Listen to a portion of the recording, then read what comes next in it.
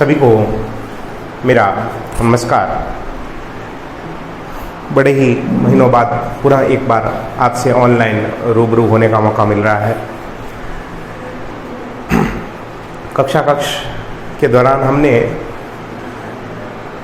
12th का जो व्याकरण का और पुस्तक के जो सारे पाठ जो थे वो हमने पूर्ण किए थे, लेकिन समय की कमी के कारण जो है पत्र हमारा पूरा नहीं हो पाया था, और उसी के चलते ये बोर्ड में जो है टॉपिक है आपके 6 से 7 नंबर का। अगर हम इसको मान के चलते हैं 6 से 7 नंबर का एक आपका पत्र आता है।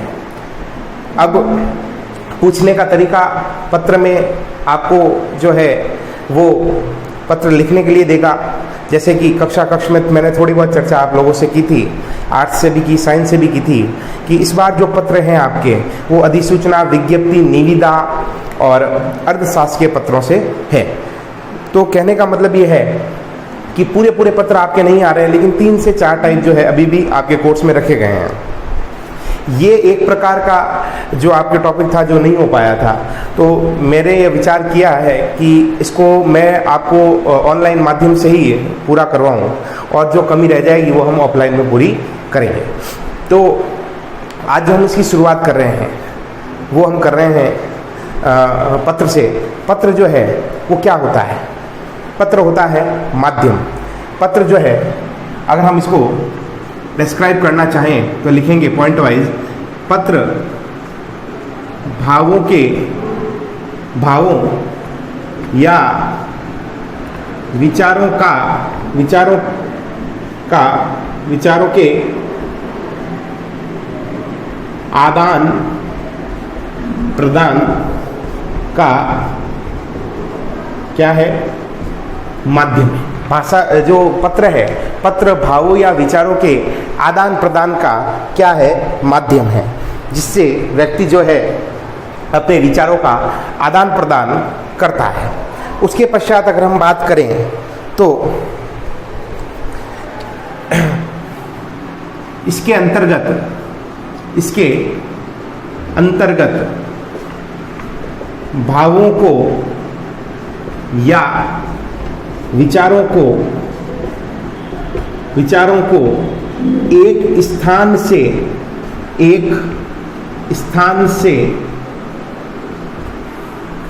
दूसरे स्थान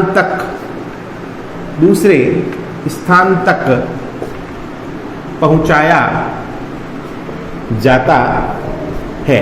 तो पत्र के माध्यम से हम अपने भावों या विचारों को एक स्थान से दूसरे स्थान तक जो है पहुंचा सकते हैं। हम अपने भावों का स्थानांतरण पत्र के माध्यम से कर सकते हैं। ठीक है जी। इसके बाद में जो है कुछ आवश्यक पत्र की विशेषताएं जो है वो हम यहाँ चर्चा कर लेते हैं। पत्र की विशेषताएं, क्योंकि हम जो पत्र लिखने जा रहे हैं वो अर्ध सरकारी, अधिसूचना, निविदा, विज्ञप्ति के प्रकारों में शामिल है। तो अगर हम इस टाइप के अगर हम पत्र लिख रहे हैं तो उनमें कुछ बातों का हमें आवश्यक रूप से ध्यान रखना पड़ेगा कि ऐसे पत्रों में, जैसे सबसे पहली विशेषता कह दीजिए या उसकी आवश्यकता कह दीजिए, वो है संक्षिप्तता। क्या है भाई? संक्षिप्तता। ऐसे पत्रों में क्या होनी चाहिए? संक्षिप्तता होनी चाहिए। यानी अगर हम इस प्रकार के जो पत्र लिख रहे हैं उनमें जो है संक्षिप्तता बहुत ही बड़ा तत्व है। तो ये तत्व हमसे छूटना नहीं चाहिए। जब भी हम पत्र लिखें तो वो संक्षिप्त हो, जो बात हम कहना चाहें वो संक्षिप्त में लिखी जानी चाहिए। तो इसके अंतर्गत हम लिखेंगे कि पत्र में विषय का वर्णन संक्षेप में हो, यानी इधर उधर की घुमाकर बात नहीं की जाए। ऐसे पत्रों में सीधी और सटीक बात की जानी चाहिए। जो भी आपका विषय है, जिस विषय पर आपने पत्र लिखना चाहा है, वो विषय सीधा साधा संक्षेप में सरल भाषा में जो है वो सामने आ जाना चाहिए। तथा बात या विचार को बार बार दोहराना नहीं चाहिए। जो भी हम पत्र लिखें उसमें एक ही बात को, एक ही विचार को बार बार हम जो है नहीं लिखें, इसका हमें ध्यान रखना होगा। दूसरा जो इसकी विशेषता है या जो दूसरा इसका तत्व है वो है संतुलित भाषा। दूसरा जो तत्व है वो है संतुलित भाषा। जब हम पत्र में किसी भाषा का प्रयोग करते हैं तो वो भाषा जो है वो व्याकरणिक दृष्टि से शुद्ध होनी चाहिए। जो हम अपने विचार जो दूसरों को प्रस्तुत करना चाहते हैं उसमें अच्छी भाषा का प्रयोग हो, सरल भाषा का प्रयोग होना चाहिए। पत्रों में सरल भाषा का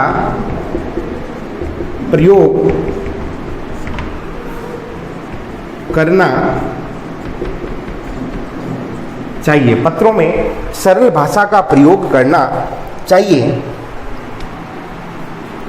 अर्थात कठिन पदों का, पद यानी शब्द, पदों का प्रयोग न हो।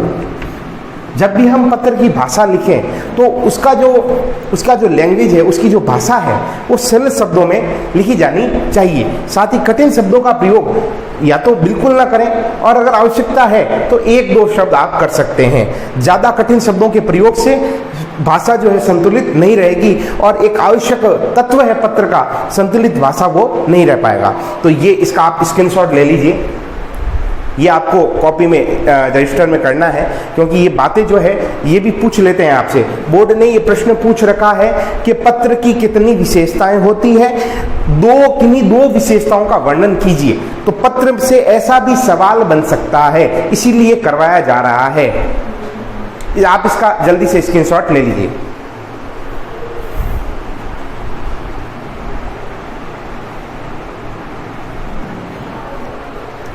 चलिए, उसके बाद हम जो है आगे बात करते हैं कि अगला जो बिंदु है वो क्या होना चाहिए।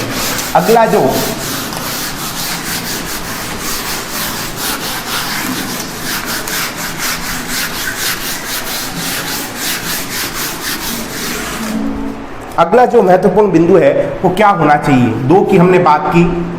सबसे पहले हमने संक्षिप्तता की बात की, दूसरी हमने संतुलित भाषा की बात की, और अब हम बात करेंगे तारतम्यता की। तारतम्यता यानी भाषा जो भी लिखी जाए उसमें क्रमबद्धता हो। अगर हम अपने विचार लिख रहे हैं तो विचारों में तारतम्यता अर्थात क्रमबद्धता होनी चाहिए। इसमें लिखेंगे पत्र की भाषा क्रम में होनी चाहिए। पत्र की भाषा क्रम में होनी चाहिए, अर्थात सभी बातें, सभी विचार एक दूसरे से संबंधित हों। सभी विचार एक दूसरे से क्या हो भाई, संबंधित होने चाहिए। उसके पश्चात चौथा जो इसका गुण है या उसका आवश्यक तत्व है वो है शिष्टता।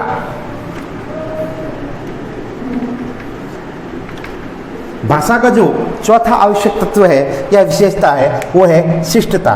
यानी पत्र में सुंदर शब्दावली का प्रयोग करना चाहिए।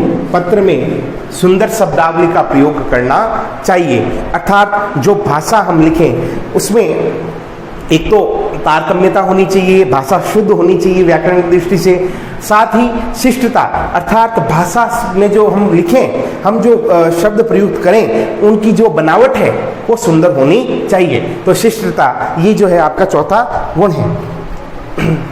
अब हम इसके पश्चात अब हम बात करेंगे इसके प्रकारों की। जो हमारे प्रकार हैं, जैसे सबसे पहले आज हम बात करेंगे अर्ध शासकीय पत्र की। हम जो आज बात करेंगे वो है अर्धशासकीय पत्र की।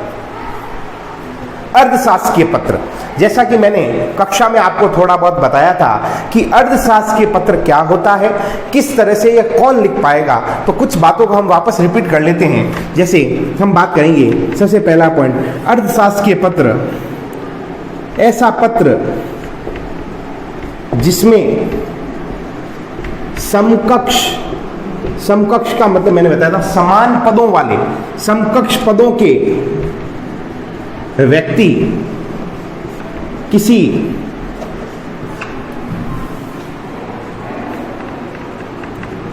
सरकारी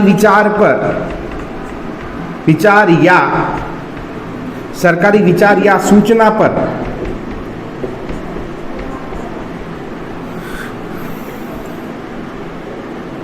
सूचना का आदान प्रदान करें, ऐसे पत्र अर्धशासकीय या अर्धसरकारी पत्र कहलाते हैं। ऐसे पत्र क्या कहलाएंगे? अर्धशासकीय या अर्धसरकारी पत्र कहलाएंगे। अर्धशासकीय या अर्धसरकारी पत्र कहलाएंगे। अब अर्धशासकीय और अर्धसरकारी पत्र कैसे कहलाएंगे भाई? क्योंकि देखो, समकक्ष पदों के व्यक्ति यानी समान पदों के व्यक्ति जब किसी सरकारी मुद्दे पर विचारों का आदान प्रदान कर रहे हैं या सूचना प्राप्त करने का प्रयास कर रहे हैं पत्र के माध्यम से, तो ऐसे जो पत्र हैं वो आपके अर्धशासकीय या अर्धसरकारी पत्र कहलाएंगे। अर्ध का मतलब होता है आधा। अर्ध का मतलब क्या होता है भाई? आधा, ठीक है। और शासकीय का मतलब होता है सरकारी। जो है आधा सरकारी वो कहलाएगा अर्ध सरकारी, अर्थात अर्ध शासकीय। तो ये इसकी परिभाषा है। अब पॉइंटों में हम इसका फॉर्मेट भी लिखेंगे कि ये किस प्रकार से लिखे जाते हैं। यहां तक आप स्क्रीनशॉट ले लीजिए।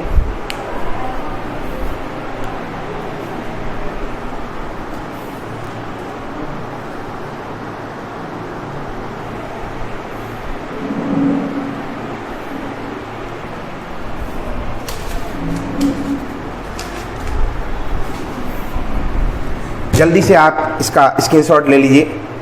हम जो है आगे हम इसकी पॉइंटों में बात करते हैं कि ये किस तरह से लिखे जाएंगे, ये किस तरह से जो है लिखे जाएंगे। अब हम इसकी फॉर्मेट की भी बात करेंगे साथ साथ में पॉइंटों के अंदर।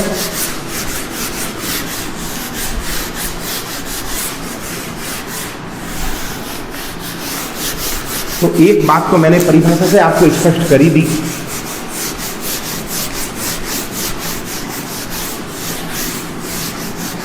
चलिए, अब हम साथ साथ में इसके फॉर्मेट की भी बात कर लेते हैं और पॉइंटों में ही आपको लिखना है। सबसे पहला इसका जो पॉइंट है, जैसे पहला पॉइंट तो मैंने आपको यहाँ परिभाषा के रूप में लिखा है। अगला जो पॉइंट है, ऐसे पत्रों में नाम, ऐसे पत्रों में व्यक्ति का नाम तथा संबोधन शब्दों का प्रयोग किया जाता है। ऐसे जो पत्र होते हैं उनमें लिखने वाले का नाम या जिसको लिखा जा रहा है उसका नाम, साथ ही संबोधन शब्दों का प्रयोग किया जाता है। ये बात मैंने आपको समझाई। उसके पश्चात पत्र के ऐसे पत्रों में पत्र के बाईं ओर, किधर? बाईं ओर लिखने वाले का नाम तथा उसका पदनाम आता है। ये हमने चर्चा भी की थी कि पत्र के बाईं ओर, यानी अगर हमारा बायां तो पत्र का भी क्या होगा, बायां। तो कहने का मतलब है कि अगर मैं इसको पत्र मानूं तो ऐसे पत्र में बाईं ओर यहां पर लिखने वाले का नाम, ये लेफ्ट हैंड साइड और ये राइट हैंड साइड, लिखने वाले का नाम और उसका पद नाम जो है पत्र के बाईं ओर लिखा जाता है। उसके पश्चात अगला पॉइंट है, ऐसे पत्रों में पत्र के दाईं ओर, किधर भाई, दाईं ओर, पत्र के दाईं ओर लिखने वाले व्यक्ति के विभाग का नाम तथा पता और दिनांक लिखी जाती है। ऐसे पत्रों में राइट हैंड साइड यानी दाईं ओर, पत्र के दाईं ओर लिखने वाले व्यक्ति के विभाग का नाम, पता और दिनांक लिखी जाती है। ये भी चर्चा अपन ने की थी। ऐसे पत्रों में प्राय संबोधन शब्दों के रूप में श्री, श्रीमती, सुश्री, ये सुश्री प्रयोग जो युवतियां होती हैं और बड़ी पोस्ट पे होती है, यानी जो युवतियां हैं जो अविवाहित हैं उनके लिए सुश्री का प्रयोग किया जाता है। ऐसी लड़कियों के लिए जो अविवाहित हैं उनके लिए सुश्री का प्रयोग किया जाता है। तो श्रीमती, सुश्री, प्रिय आदि संबोधनों का प्रयोग किया जाता है। तो ऐसे पत्रों में प्राय संबोधन शब्दों के रूप में श्री, श्रीमती, सुश्री, प्रिय आदि संबोधनों का प्रयोग किया जाता है। और इसका अंतिम पॉइंट, पत्र के अंत में दाईं ओर, पत्र के अंत में दाईं ओर भवदीय शब्द का प्रयोग किया जाता है। ऐसे पत्रों में पत्र के अंत में दाईं ओर भवदीय शब्द का प्रयोग किया जाता है। तो ये आप इसका स्क्रीनशॉट ले लीजिए।